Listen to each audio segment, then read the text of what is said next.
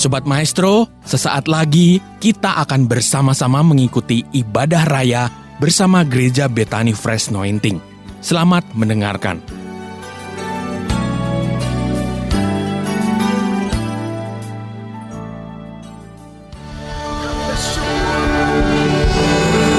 Kristus ada di dalam kami, dan di dalam Kristus kami komplit. Kami tidak kurang apapun juga. Sampaikan firman-Mu malam hari ini Bapa. Urapi hamba-Mu. Urapi hati kami jadi tanah yang subur bagi setiap benih firman yang kami mau dengar. Biar Roh Kudus berbicara kepada kami secara personal satu persatu. Apa yang Engkau mau sampaikan, dan biarlah kebenaran firman ini boleh membangun kami dan membawa kami untuk menerima apa yang menjadi bagian kami sebagai anak-anak Bapa.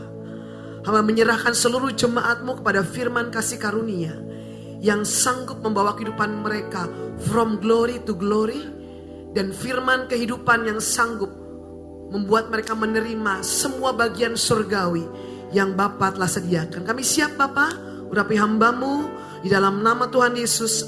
Percaya kita berkata amin. Kita berikan tepuk tangan buat Tuhan Yesus. Prosper people say I grow, I go, and I glorify. Bagaimana kabar Bapak Ibu Saudara semuanya? Sehat, kuat, makmur, panjang umur, awet muda diberkati. Katakan amin. Silakan duduk, amin. Puji Tuhan. Shalom Bapak Ibu Saudara. Mari kita melihat firman Tuhan dari 2 Korintus pasal ke-12 ayat 7 sampai ayat ke-10. 2 Korintus 12 ayat 7 sampai ayat yang ke-10. Iya, kita baca sama-sama sampai 10. Dan supaya aku jangan meninggikan diri karena penyataan-penyataan yang luar biasa itu, maka aku diberi suatu duri, belum, di dalam dagingku, yaitu seorang utusan iblis untuk menggocok aku, supaya aku jangan meninggikan diri. Ayat 8. Tentang hal itu aku sudah 3 kali berseru kepada Tuhan, supaya utusan iblis itu mundur daripadaku. Berikut 9. Tetapi jawab Tuhan kepadaku, cukuplah kasih karuniaku bagimu, sebab justru dalam kelemahanlah kuasaku menjadi sempurna.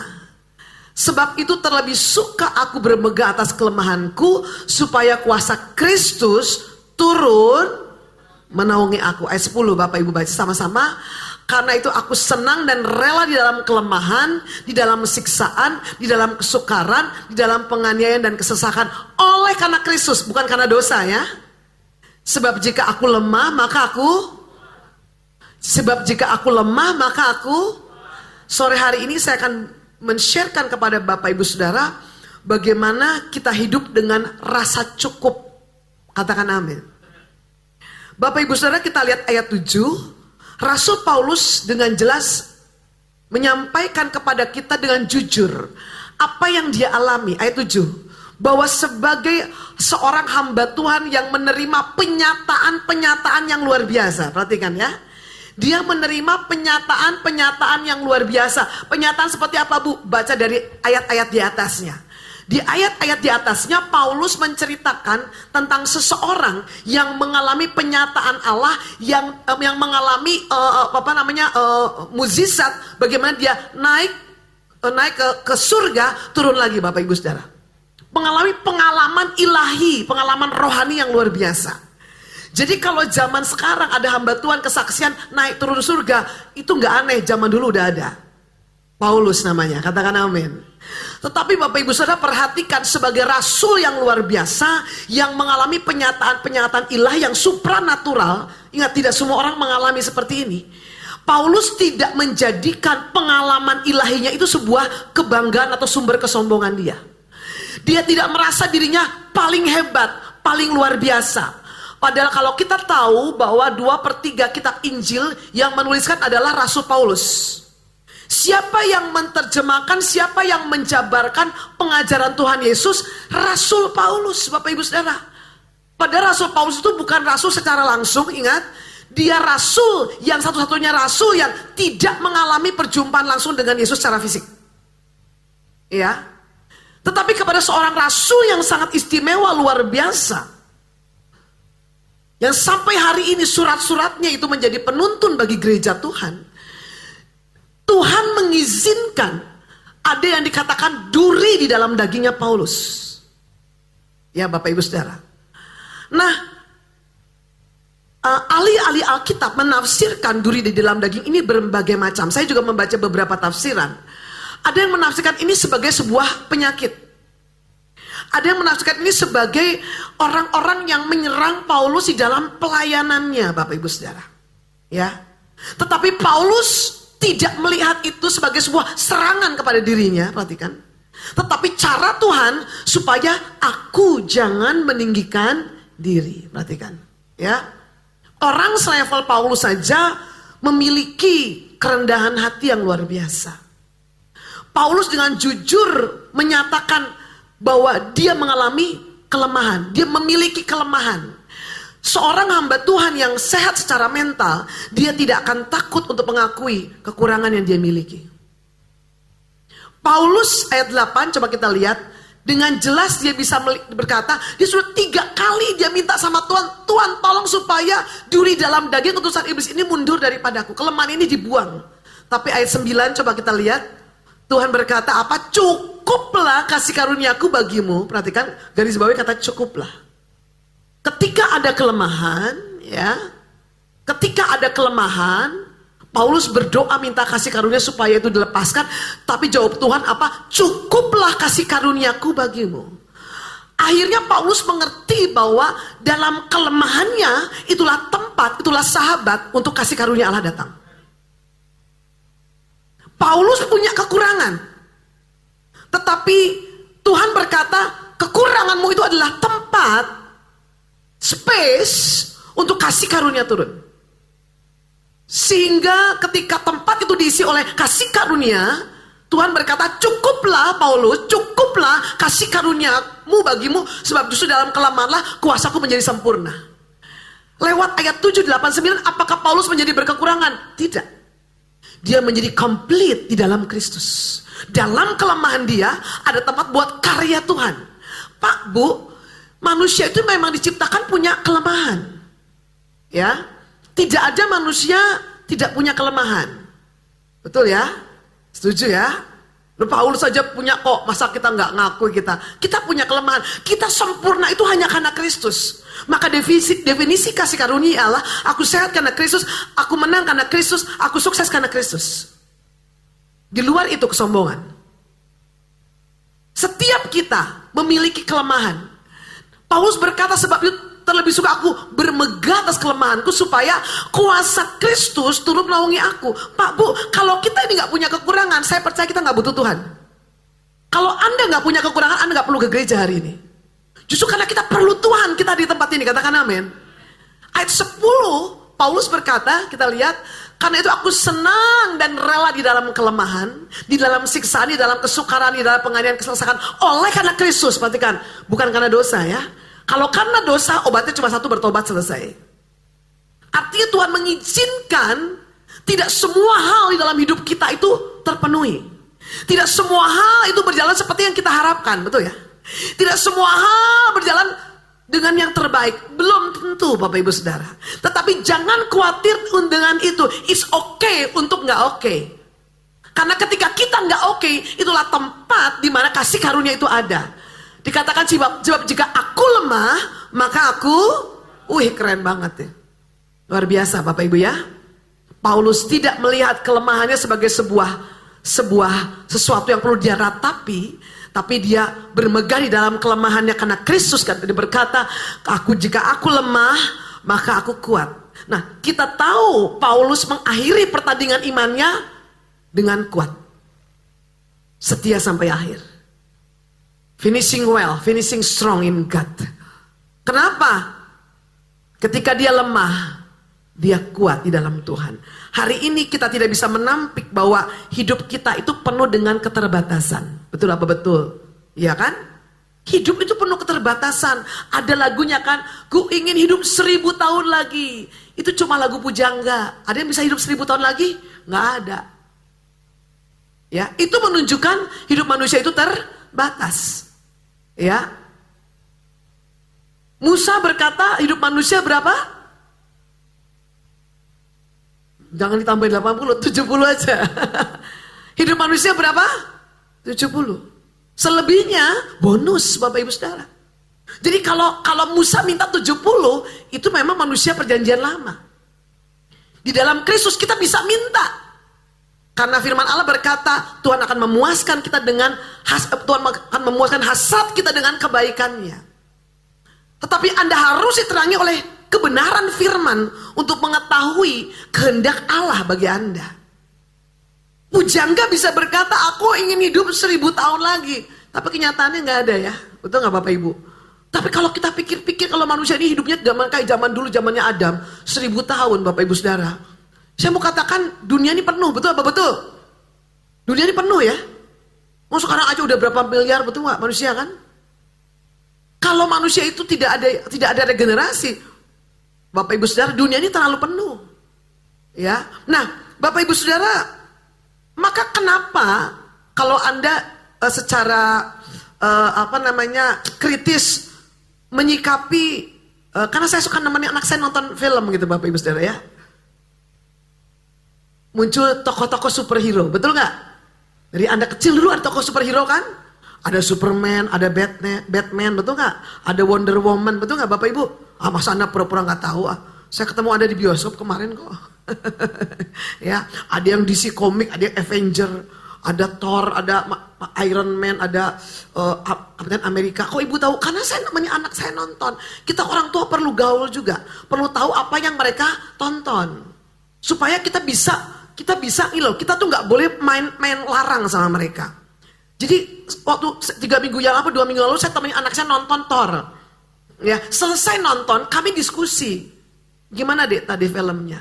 Apa yang kamu dapat? Kita ngobrol. Oh ya gini. Oh ya kita bisa memaknai. Ya itu kan mami cuma film. Iya betul cuma film. Tapi hati-hati kan ada banyak nilai-nilai yang tidak sesuai dengan firman Tuhan. Saya temani kok Bapak Ibu Saudara. Saya nggak mau anak saya tuh kuper gitu ya, nggak tahu apa-apa gitu, bahaya. Biar dia tahu, tapi dia tahu mana yang baik, mana yang tidak.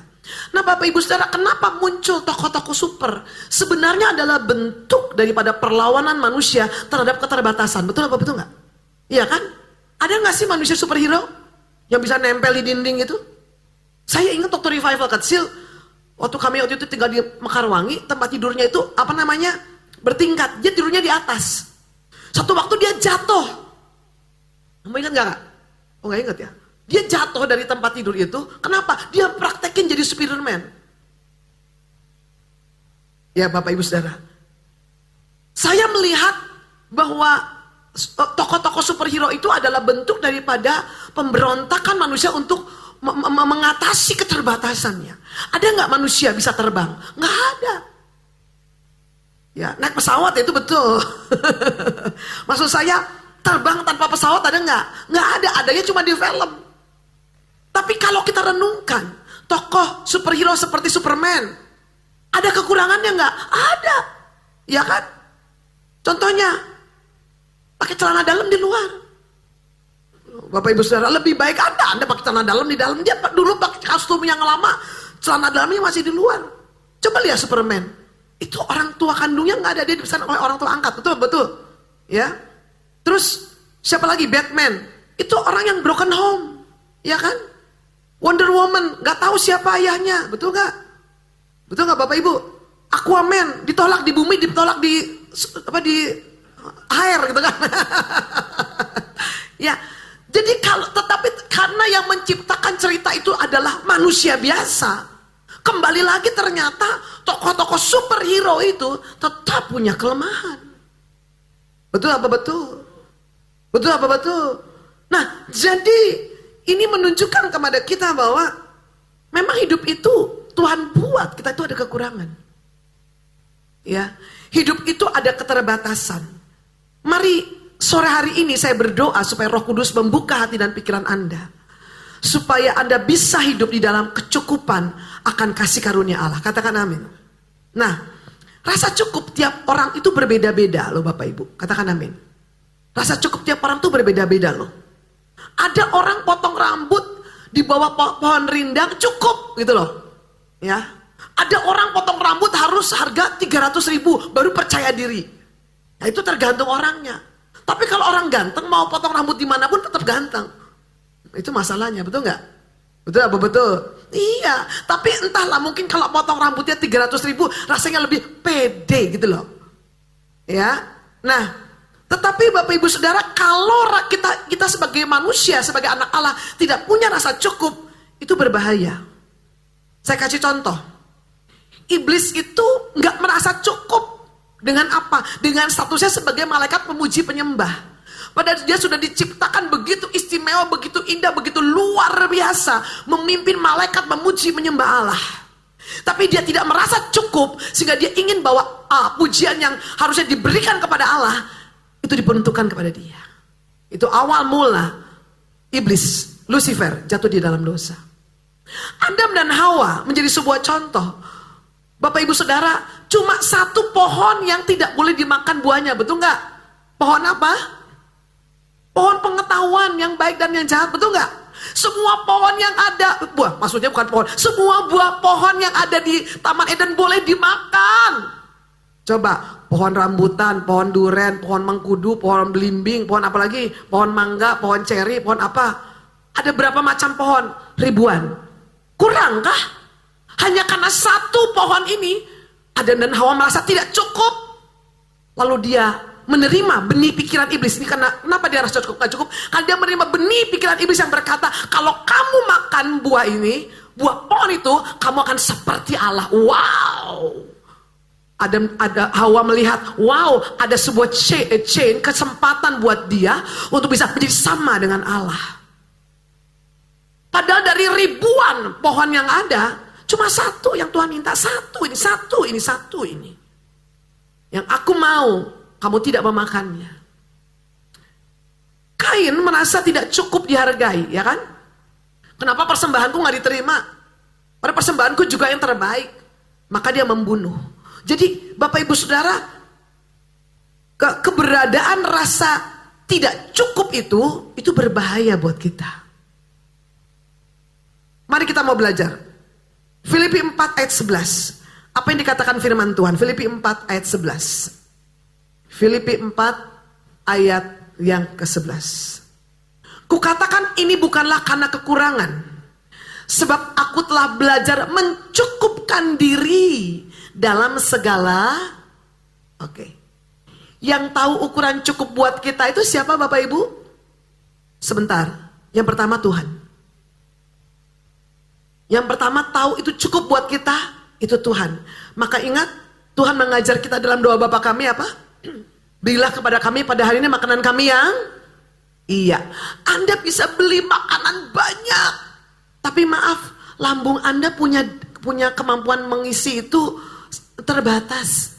Kecuali yang lagi bikin konten ya. Saya kadang-kadang bingung, itu perut apa perut? Itu perut apa tangki? Bisa makan 12 apa? Mie instan dikasih pedes Bapak Ibu Saudara. Astaga, habis lagi. Saya tanya sama anak-anak saya, itu teh bener apa bohong? Bener Mi. Buset, itu perut apa karet ya? Tapi itu kan kalau itu dibiasakan akan jadi sehat nggak? Pasti nggak sehat. Tuhan sudah membuat ukuran lambung kita tuh segitu. Maka Tuhan berkata, berikanlah kepada kami makanan kami yang ada takaran cukup. Karena gini loh, banyak pun bagi Bapak Ibu Saudara, kalau engkau nggak rasa itu cukup, itu nggak akan cukup bagi Anda. Halo, iya kan? Makan 5 piring, makan 1 piring, bukan tergantung masalah kapasitas perutnya. Anda udah bilang cukup atau belum? Ya, ingat orang Israel ketika mereka ada di padang gurun, Tuhan memberi mana buat mereka. Tuhan bilang apa? Ambil mana itu kapan? Seberapa banyak? Secukup? Iya. Supaya hidup kita tidak dipimpin oleh keinginan dan hawa nafsu. Ambil mana secukupnya. Orang Israelnya memang ada yang nakal. Tapi kalau nggak nyoba ya nggak tahu kenapa apa akibatnya kalau mereka melanggar firman Allah. Kita berkata apa? Sisa mana yang dikumpulkan itu menjadi apa? Busuk. Bahkan keluar belatungnya. Wow, ngeri Bapak Ibu Saudara.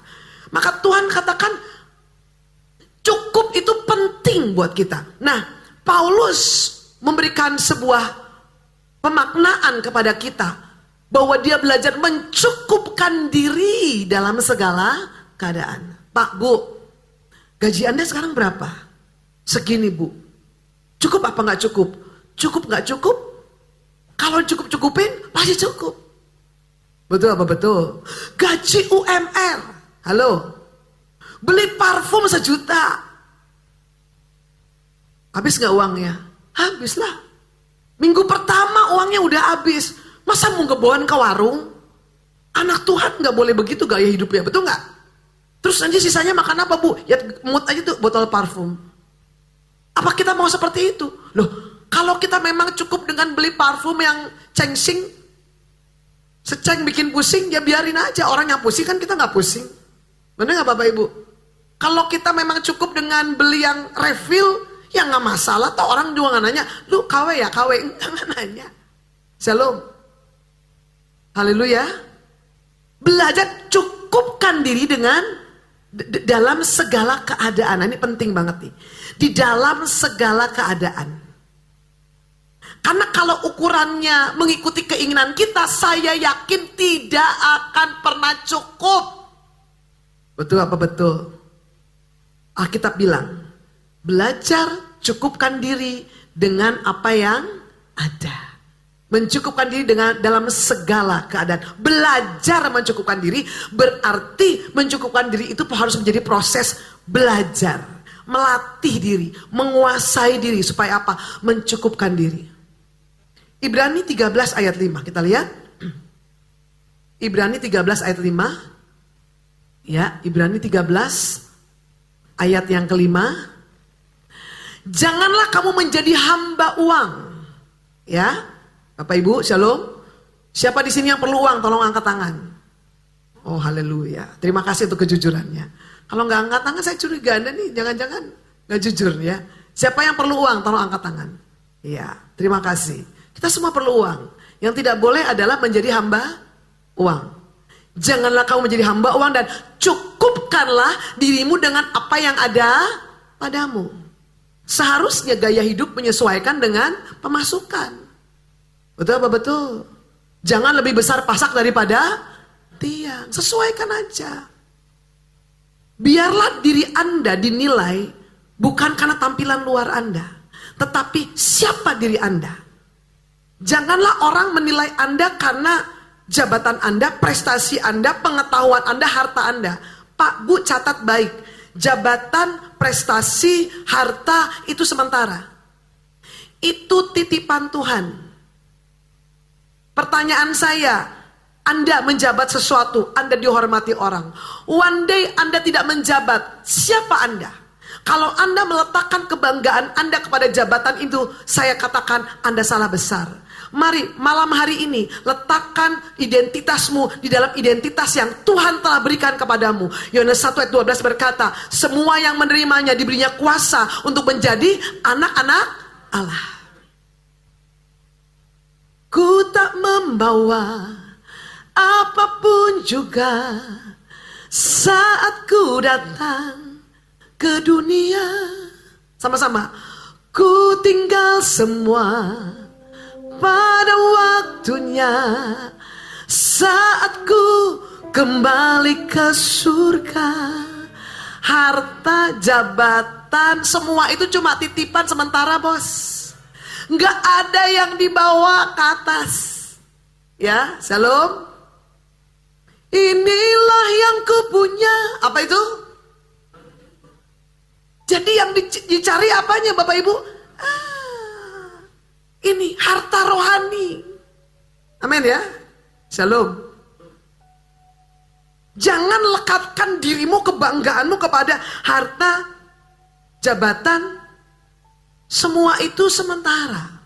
Cuma titipan Tuhan. Prinsipnya kita ini kan datang kosong pulang kosong.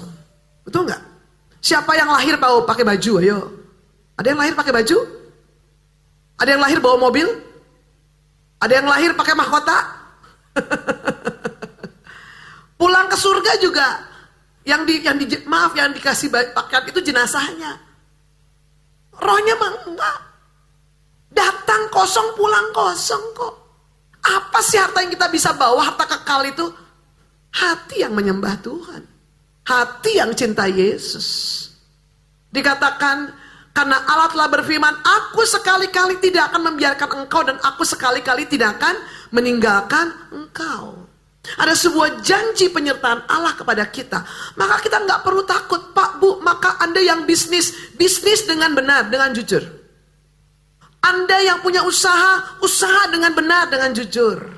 Nggak usah ikut cara-cara dunia. Nggak usah ikut cara orang yang tidak mengenal Tuhan. Kenapa? Mungkin Anda berpikir, oh kalau kita miring, kalau kita nggak miring, kalau kita nggak ikutin cara dunia, nggak dapat rezeki. Saya mau kasih tahu, rezekimu tidak ditentukan oleh dunia ini, rezekimu ditentukan di surga. Maka Pak Stephen, jemaat kita yang polisi itu pernah ngobrol sama Pak Agus sama saya. Saya tahu tidak mudah menjadi seorang aparat negara seperti beliau, Bapak Ibu. Iya kan? Satu sisi anak Tuhan, satu sisi aparat keamanan. Itu kan namanya di dunia pekerjaan secara sekuler itu banyak tantangannya.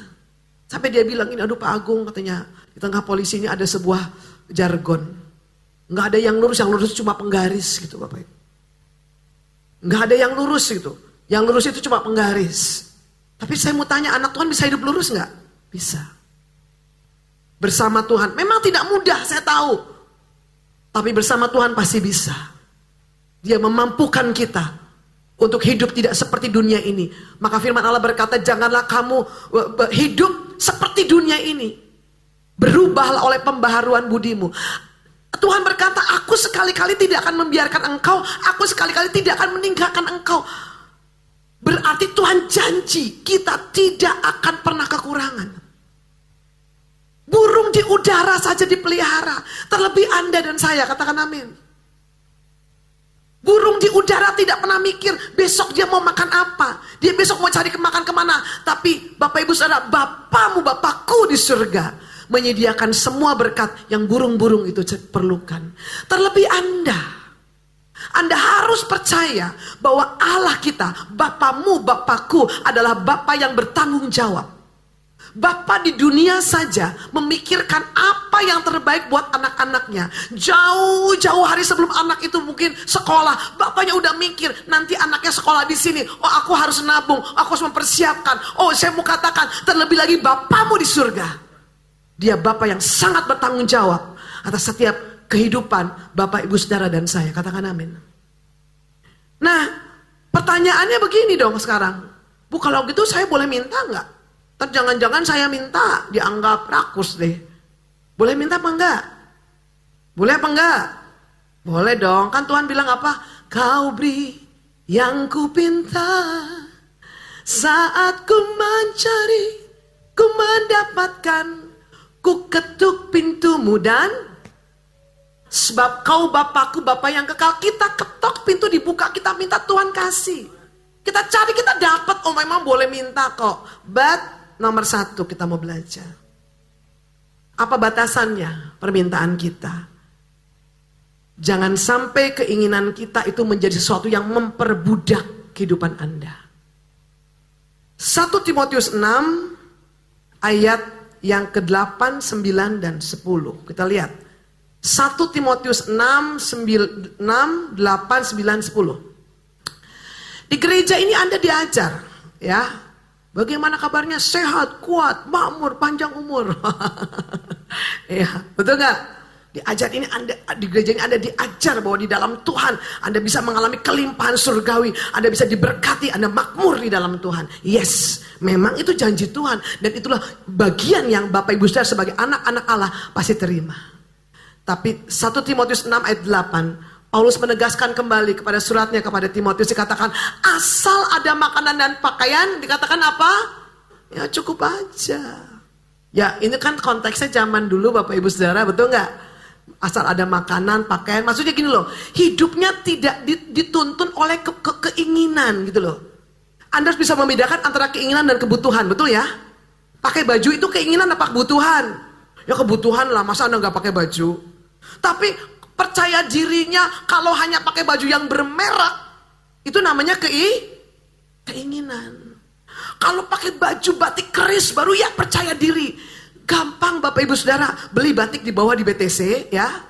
Batik kan, lalu Anda pegang keris, udah namanya batik keris tuh. Sebenarnya masalahnya bukan masalah pakaiannya, masalahnya gantungannya gitu loh. Betul apa betul? Kalau Anda sebagai anak Allah tahu who I am, I know who I am, aku anak Allah. Nilaiku tidak ditentukan oleh apa yang aku makan, minum, pakai. Nilaiku ditentukan oleh pengakuan Bapa kepadaku bahwa aku adalah anaknya. That's enough for me. Karena saya tahu saya adalah anak Allah, mau pakai baju apa aja saya percaya diri, saya pasti bagus gitu loh. Mau pakai baju daster, oke. Itu apa betul? Ya, mau pakai baju biasa, ada merek, nggak ada merek, nggak ada masalah.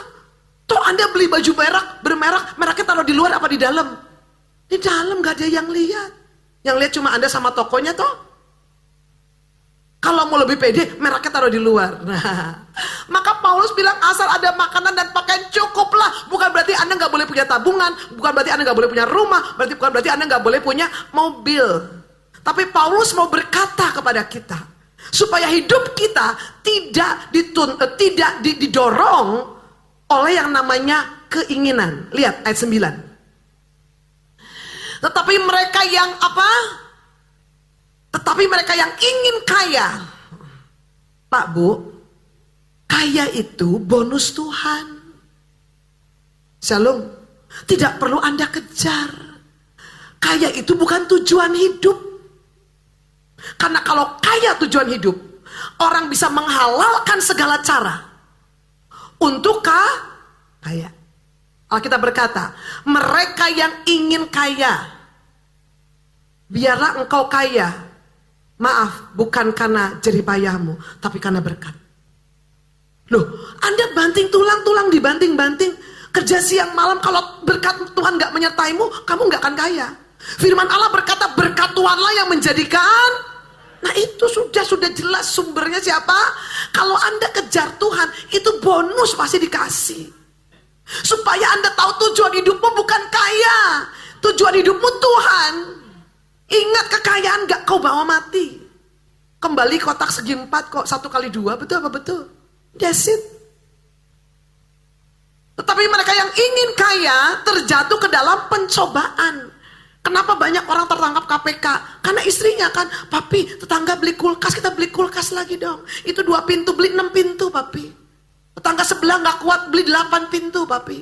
Gak mau kalah 10 pintu beli ya, sama toko-tokonya dibeli, betul gak? Muncul dari yang namanya keinginan. Keinginan itu membuat orang terjatuh ke dalam pencobaan, ke dalam jerat, dan ke dalam berbagai nafsu yang hampa, yang mencelakakan, yang menelangkan manusia ke dalam keruntuhan kebinasan. Jelas banget, waduh. Betul apa betul? Pak Bu, cukupkan dirimu dengan apa yang ada. Halo, usahakan jangan pinjam-pinjam. Pak Bu, maaf, cukupkan diri dengan apa yang ada. Kartu kredit di tangan orang yang tidak bijaksana membuat masalah loh. Itu bunganya ngeri. Betul apa betul? Cukupkan dirilah. Hati-hati pinjol. Upayakan diri Anda gak pinjam-pinjam, please. Jemaat beberapa konseling sama saya, Bu, ini korban pinjol. Aduh, sedih saya Bapak Ibu. Diteror, betul gak? Saya juga dapat teror, Bapak Ibu Saudara. Jangan begitu, ayo cukupkan dirimu. Anda pernah salah sekali, ya udah jangan lagi. Tutup, selesai. Karena nanti yang jadi masalah bisa semua sekampung. Bahaya kan? Dan naginya juga ngeri-ngeri kan? Aduh, Bapak Ibu Saudara. Ya, dikatakan kenapa bisa muncul masalah? Karena dimulai dengan keinginan untuk jadi kaya. Keinginan pengen lebih. Ayo belajar cukupkan diri dengan apa yang ada. Kadang-kadang kita lupa, kita di rumah itu semuanya sudah punya banyak barang yang kita masih bisa manfaatkan. Amin Bapak Ibu. Ya, jangan buru-buru pengen beli, diperhitungkan dulu. Lihat ayat 10-nya. Dikatakan apa firman Allah? Ayat 10-nya. Ya. Karena akar segala kejahatan ialah cinta uang. Sebab oleh memburu uanglah beberapa orang telah menyimpang dari iman dan menyiksa dirinya dengan berbagai-bagai duka. Berapa banyak orang yang akhirnya menyangkal imannya kepada Tuhan. Supaya apa? Supaya dapat cien money, Kang tahu. Uang itu sementara. Yesus segala-galanya buat kita. Pak, Bu, yang berbahaya. 1 Yohanes 2 ayat 16. Ketika manusia ingin kaya, jatuh di dalam 3 pencobaan ini. 1 Yohanes 2 ayat 16. Sebab semua yang ada di dalam dunia, yaitu keinginan, keangkuhan, bukanlah berasal dari Bapa, melainkan dari dunia. Nah, kalau Tuhan baru cukupkan kita ke segitu, ya sudah, puji Tuhan, haleluya, ngucap syukur. Betul ya? Yang kedua, boleh minta nggak? Boleh. Tetapi serahkanlah keinginanmu kepada Bapa. Filipi 4 ayat 6. Kita lihat. Janganlah hendaknya kamu khawatir tentang apapun. Aduh, aku pengen ini, pengen itu, pengen ini, pengen itu gitu ya. Tapi nyatakanlah dalam segala hal. Apa yang dinyatakan? Jadi kalau punya keinginan, doakan dulu. Amin. Bawa itu di dalam doa. Dan permohonan komplit sama yang namanya ucapan syukur. Artinya, boleh punya keinginan, tetapi serahkan keinginanmu itu kepada Allah. Batas keinginan kita adalah keinginan Allah. Percayalah, Roma 8:28, Allah bekerja dalam segala perkara mendatangkan kebaikan bagi kita. Kalau Tuhan memang baru percayakan segitu, ayo bersyukur dululah. Bagaimana Anda mau dipercayakan yang lebih besar? Kalau yang sekarang aja Anda gak belajar bersyukur kepada Allah. Lukas 12 ayat 30 dikatakan bahwa Bapamu tahu bahwa kamu memerlukan semua itu. Halo, Bapamu di surga tahu. Dan Filipi 4 ayat 19, Allahku sanggup memenuhi segala keperluanmu. Coba kasih lihat Filipi 4:19. Allahku akan memenuhi segala keperluanmu menurut ya. Yang disediakan itu takarannya adalah takaran Allah. Surga gak pernah bangkrut untuk mencukupi semua kebutuhanmu. Tapi Tuhan mau hatimu bukan melekat kepada harta, tapi melekat pada Tuhan. Nah, kalau Anda baru diberkati dikit udah lupa ke gereja, ya susah juga ya. Untung bukan saya Tuhan ya. Kalau saya Tuhannya tak bikin susah orang ini. Betul apa betul? Harusnya tambah diberkati, tambah cinta Yesus dong. Betul apa betul? Karena yang kita terima dari Tuhan sisinya bukan transaksional. Kalau Anda ke Gunung Kawi, Anda transaksional. Anda tukar kesehatanmu, Anda tukar keluargamu dengan harta kekayaan dari iblis. Iblis mencuri, membunuh, membinasakan. Tapi Yesus tidak transaksional kepada kita. Dia beri buat kita. Itu yang namanya grace, kasih karunia. Cuma-cuma diberikan kepada kita. Lah, diberikan cuma-cuma sama kita, kok kita nggak jago sih? Harusnya hidup kita itu semakin bertambah. Harusnya hidup kita semakin hari semakin cinta Yesus. Betul apa betul? Iya kan? Nah, jadi kesimpulannya bagaimana kita punya rasa cukup, Bu? Nomor 1, milikilah kehidupan yang selalu bersyukur kepada Tuhan. Shalom. Makan nasi pakai tempe, tahu, nasi anget, tapi tahunya harus tahu Cibuntu yang pagi panas ya. Saya suka sekali itu. Digejrot pakai kecap, nikmat loh Bapak Ibu. Nggak kalah enak sama Kentucky Fried Chicken. Apalagi kalau di bawahnya ada Kentucky Fried Chicken, lebih enak. Tapi maksud saya, nasi, tempe, tahu, kalau hatimu bersyukur, enak rasanya. Percaya deh. Betul apa betul? Anda bisa beli makanan paling mahal di kota Bandung, tapi hatimu kurang bersyukur, maaf, kurang enak rasanya bos. Betul apa betul? Mau makan dodo ayam, dada ayam. Tapi orang yang pika sebelum lewat di depan, itu gak enak tuh makannya itu. Coba, yang ada padamu itu kalau disyukuri, pasti rasanya beda. Ya, kulit putih puji Tuhan, kulit hitam puji Tuhan, kulit sawo matang puji Tuhan, sawo busuk puji Tuhan. Gak usah oplas, percaya diri. Tuhan bilang kamu berharga, kamu mulia di hadapanku. Betul apa betul? Rambut lurus, puji Tuhan. Rambut keriting, puji Tuhan. Bu, namanya iklan-iklan di TV itu namanya cantik, itu harus putih, tinggi, langsing. Itu mah pocong. Betul apa betul? Jangan pakai kriteria dunia. Rambutmu keriting dari lahir, puji Tuhan. Itu kalau keriting rambut berapa juta itu? Betul nggak? Tahan berapa bulan udah lurus lagi, betul apa betul? Sudah yang keriting-keriting lah, gak usah dilurusin. Yang lurus gak usah biar apa adanya, udah cakep kok. Bu, hidungku pesek, Tuhan bilang itu indah loh baik. Kalau hidungmu dimancungin nanti orang tuamu gak kenal kamu loh. Shalom. Bapak Ibu kalau di Korea kan orang minta hadiah ulang tahun 17 minta apa? Oplas. Betul nggak? Nggak percaya diri kan? Makanya bapaknya ganteng, anak ibunya cantik, anaknya elek.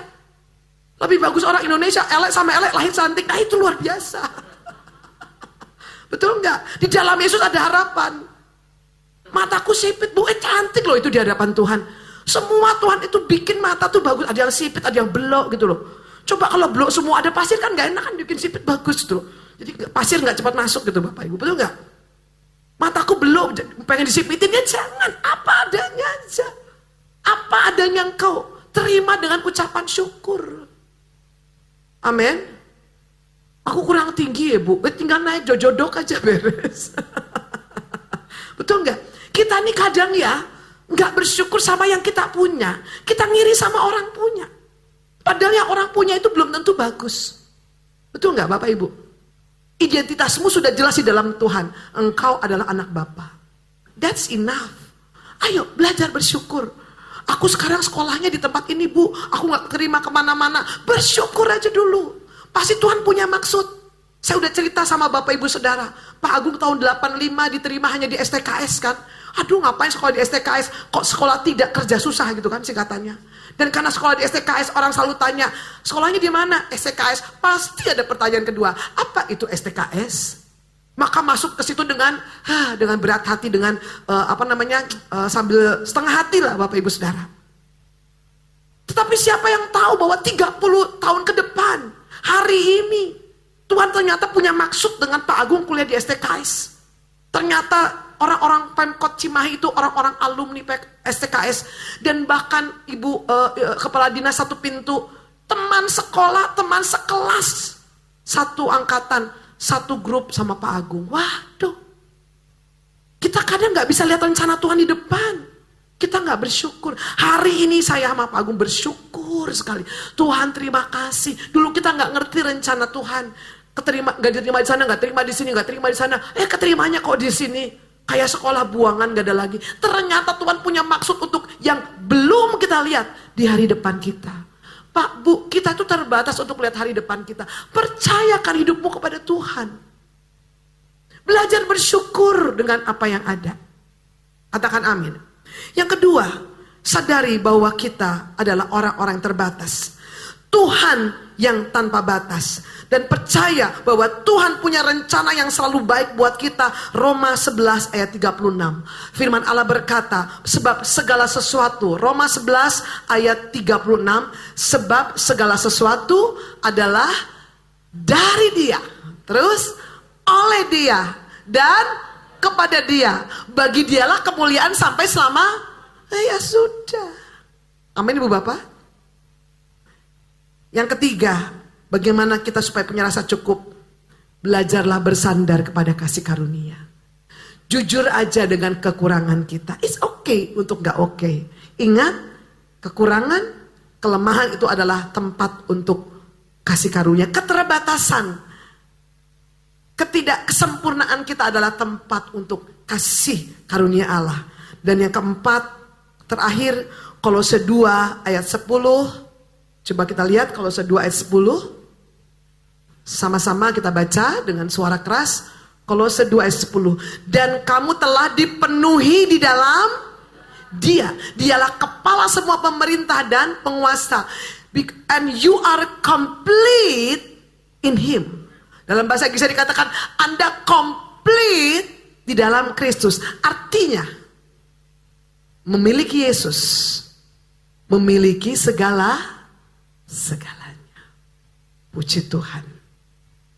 Jadi hari ini mari jemaat Tuhan, jadilah orang-orang yang memiliki rasa cukup di dalam Tuhan. Izinkan kasih karunia itu menyempurnakan kekuranganmu, supaya ada tempat buat kasih karunia Allah. Dalam kelemahanlah kuasaku sempurna. Ketika aku lemah, aku kuat. Kita tundukkan kepala. Mari kita tundukkan kepala, kita siapkan perjamuan Tuhan pada malam ini. Mari kita angkat roti dengan tangan kanan kita. Kita persiapkan perjamuan Tuhan pada malam hari ini. Tubuh Yesus terpecah-pecah, supaya hidup kita yang hancur, terbatas, gagal, sengsara, miskin, sakit karena dosa, menjadi utuh, sempurna dan tidak kurang suatu apapun. Karena di dalam Kristuslah kita menjadi komplit. Kita tidak kurang apapun. Kami butuh anugerah, dan kami terima anugerah ini lewat tubuhmu. Apakah Bapak Ibu Saudara percaya kau angkat dengan tangan kananmu adalah tubuh Tuhan Yesus? Ambil dengan ucapan syukur dan rasa hormat dalam nama Tuhan Yesus.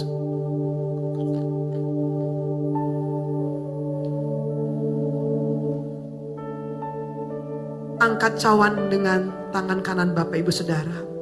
Inilah darah perjanjian yang dicurahkan di atas kayu salib Golgota. Menjadi sebuah jaminan bagi kita bahwa kemenangan, sukacita, berkat berlimpah, segala berkat ilahi itu telah Bapa sediakan dan telah menjadi milikmu. Darah inilah yang menghapus semua dosamu, sehingga hari ini yang Bapa lihat dalam diri Anda bukan dosa Anda, tapi Kristus, kebenaran Kristus. Sekarang Anda adalah kebenaran Kristus di dalam Bapa. Apakah Bapak Ibu Saudara percaya kau angkat dengan tangan kananmu adalah darah Tuhan Yesus? Ambil dan minum dengan rasa hormat dan ucapan syukur dalam nama Tuhan Yesus. Haleluya, mari mengucap syukur. Bapak Ibu Saudara, kalau Bapak Ibu Saudara mengalami masalah yang hari ini belum ada jalan keluarnya, tetap kuat, tetap percaya. Dia Allah yang mendampingimu melewati masalahmu. Tekad kuat, bulatkan tekadmu bahwa engkau akan menjalaninya bersama dengan Kristus. Kadangkala ketika Tuhan belum mengangkat masalahmu, karena Tuhan ingin engkau menghasilkan menghasilkan buah-buah karakter di dalam Kristus, itu kesabaran dan ketekunan. Percayalah, pasti ada mukjizat, pasti ada pertolongan Tuhan.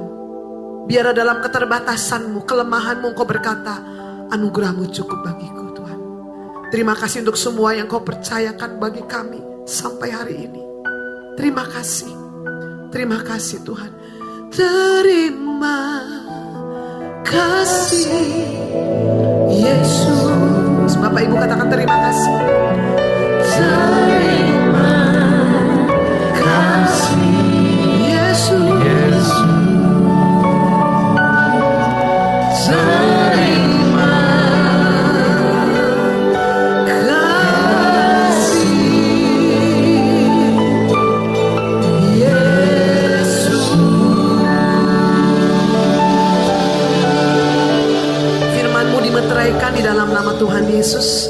Dan sebentar kami mau membawa persembahan syukur kami dengan ucapan syukur, karena kami tahu kami adalah orang-orang yang sudah diberkati oleh Tuhan. Kami bawa yang terbaik dengan sukacita di hadapan-Mu. Terima kasih Bapa. Dan sebelum kami akan pulang meninggalkan tempat ini, mari Bapak Ibu dan cintai Tuhan, buka hatimu, angkat kedua tanganmu. Bapak Ibu jemaat Tuhan, terimalah berkat dan kasih karunia dari Allah Bapa di surga, cinta kasih dari Tuhan Yesus Kristus, dan persekutuan yang manis dengan Roh Kudus menyertai kita sekalian dari hari ini sampai selama-lamanya. Percaya sudah diberkati, berkata amin. Sobat Maestro, Anda baru saja mendengarkan ibadah raya bersama Gereja Bethany Fresh Anointing. Terima kasih atas kebersamaan Anda. Selamat hari Minggu dan Tuhan Yesus memberkati.